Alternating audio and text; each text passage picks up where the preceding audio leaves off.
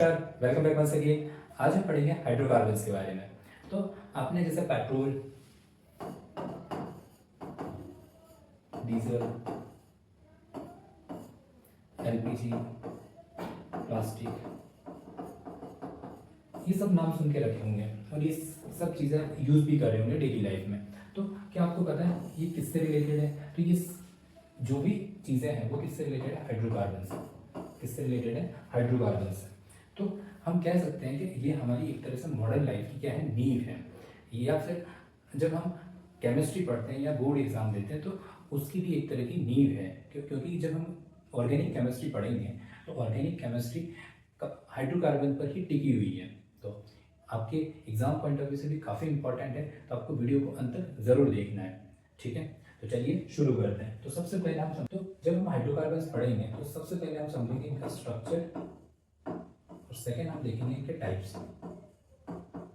ठीक है, इनका स्ट्रक्चर क्या होता है हाइड्रोकार्बन्स का। तो हम स्ट्रक्चर की बात करें तो हाइड्रोकार्बन्स के कार्बन और हाइड्रोजन से मिलकर बने होते हैं। किससे मिलकर बने होते हैं? कार्बन और हाइड्रोजन से मिलकर बने होते हैं। तो हम कह सकते हैं इससे कार्बनिक यौगिक जो कार्बन और हाइड्रोजन से मिलकर बने होते हैं वही क्या कहलाते हैं? हाइड्रोकार्बन्स कहलाते हैं। ठीक है, और थोड़ा सा हम इसकी हिस्ट्री देखें तो हमें समझ में आता है कि बर्जीलियस ने क्या कहा था कि ये जो कार्बनिक यौगिक हैं, ये जो कार्बनिक यौगिक है वो किससे निर्मित होते हैं? सजीवों से। यानी कि इनको केवल कौन निर्मित कर सकता है? सजीव, लिविंग थिंग्स ही क्या कर सकती है? निर्मित कर सकती है।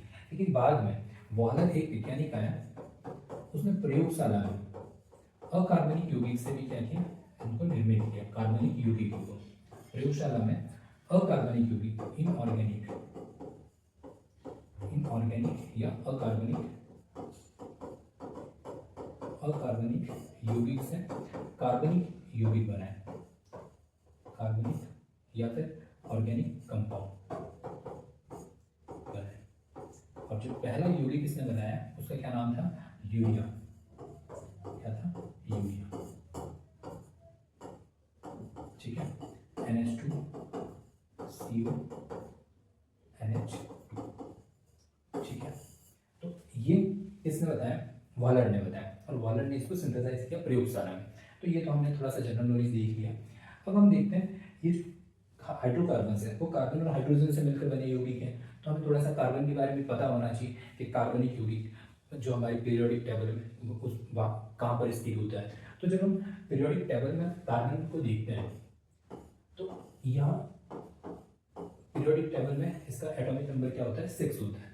एटॉमिक नंबर को हम Z से लिखते हैं तो कहाँ पर होता है? 6। और इसका जो एटॉमिक मास होता है, परमाणु द्रव्यमान होता है, वो कितना होता है? 12। परमाणु द्रव्यमान कितना होता है? 12। और इलेक्ट्रॉनिक कॉन्फ़िगरेशन, इसका इलेक्ट्रॉनिक कॉन्फ़िगरेशन कितना होता है? 1s2 2s2 2p2। ठीक है, तो ये तो इसका क्या हो गया? इलेक्ट्रॉनिक कॉन्फ़िगरेशन, इलेक्ट्रॉनिक विन्यास। और इसकी जो संयोजकता होती है, वैलेंसी होती है, वो कितनी होती है? 4। 4 का मीनिंग क्या होता है कि ये अन्य 4 परमाणु के साथ क्या कर सकता है? बंध बना सकता है। या तो हाइड्रोजन हो सकते हैं या अन्य कोई भी के परमाणु हो सकते हैं, तो उनके साथ क्या कर सकता है कि बंध बना सकता है। तो इसकी 4 क्या हो जाती है? वैलेंसी हो जाती है। ठीक है, नेक्स्ट इसमें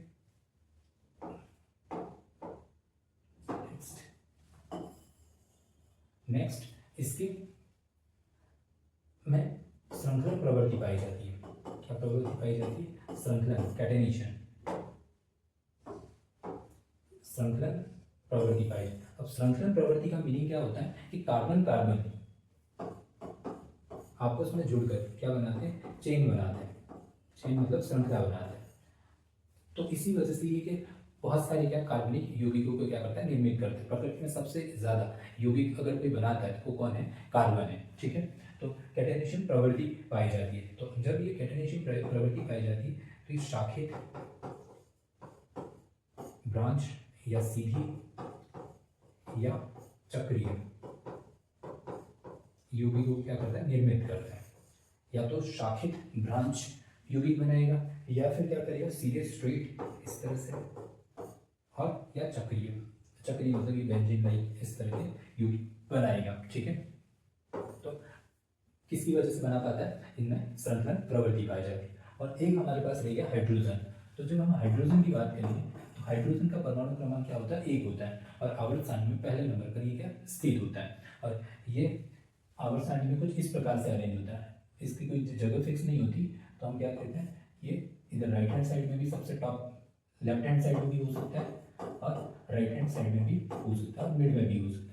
तो कभी तो ये इधर दिखाई देता है, कभी इधर दिखाई देता है और कभी इधर दिखाई देता है। तो इसका परमाणु क्रमांक क्या होता है, 1 होता है। तो हम इसको अवारा तत्व भी कहते हैं। ठीक है, तो आई थिंक आपको समझ में आया होगा कि इसका अगर इलेक्ट्रॉनिक कॉन्फ़िगरेशन देखेंगे तो क्या होता है, 1s1। ठीक है, तो ये तो हमने जनरली कि कार्बन और हाइड्रोजन के बारे में देखा। ठीक है, अब नेक्स्ट हम बात करते हैं कि ये जो हाइड्रोकार्बन्स है इसके टाइप्स के बारे में, हाइड्रोकार्बन्स के टाइप्स के बारे में। तो हाइड्रोकार्बन के कितने टाइप्स होते हैं, प्रकार, 2 प्रकार होते हैं। एक तो क्या होता है संतृप्त, सैचुरेटेड, और दूसरा असंतृप्त। और एक और हम इसका टाइप देख सकते हैं एरोमेटिक, क्या एरोमेटिक। ठीक है, तो ये तो इसके क्या हो गए, टाइप्स हो गए, सैचुरेटेड, अनसैचुरेटेड और एरोमेटिक।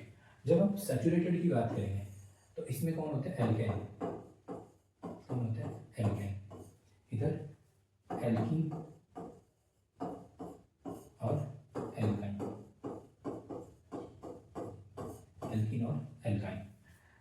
जब हम संतृप्त देखेंगे तो इनमें क्या होता है, कार्बन और कार्बन के बीच या कार्बन और हाइड्रोजन के बीच एकल बंध प्रेजेंट होता है, जबकि इधर क्या होता है, कार्बन और कार्बन के बीच द्विबंध होता है और इधर कार्बन और कार्बन के बीच त्रिबंध पाया जाता है, ट्रिपल बॉन्ड प्रेजेंट होता है। ठीक है, इनका अगर फॉर्मूला भी देखा जाए तो क्या होता है, एक जनरल फार्मूला होता है CnH2n+2 और इनके लिए क्या होता है, मैं थोड़ा सा कलर चेंज कर देता हूँ, CnH2n और इधर CnH2n-2।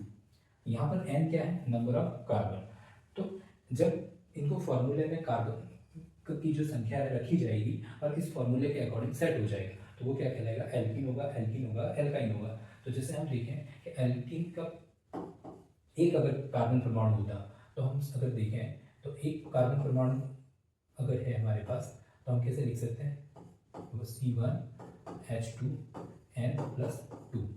तो इधर भी एक आ जाएगा, C1 × 1+2, तो क्या हो गया, CH4। तो मेथेन क्या हो गया, इसका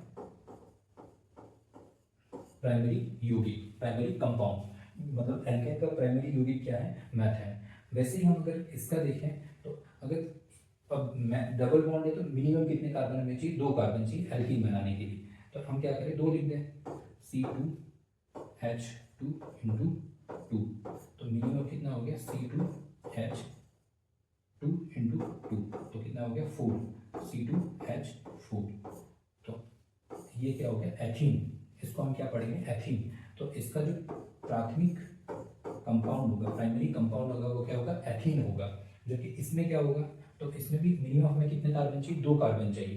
तो फॉर्मूले में अगर रखें तो CnH2n-2, तो यहाँ पर रख दें 2 कार्बन और H2 × 2 - 2, तो कितना हो गया, C2H2, तो 4 - 2, तो कितना, C2H2। तो इसको हम क्या पढ़ेंगे, C2H2 को एथाइन, क्या पढ़ेंगे, एथाइन। तो एथाइन क्या हो गया, इसका प्राइमरी कंपाउंड, किसका, एल्काइन का।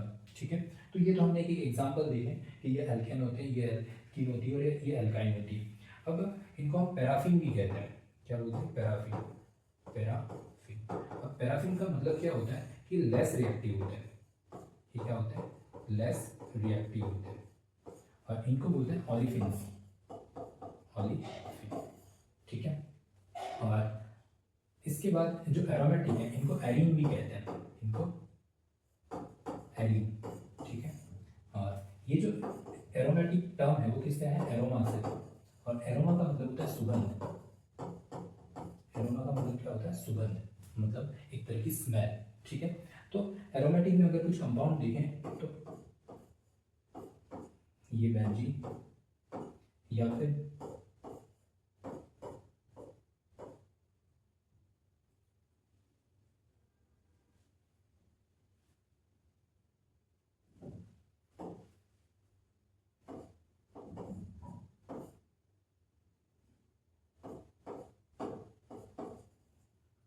एल्कीन और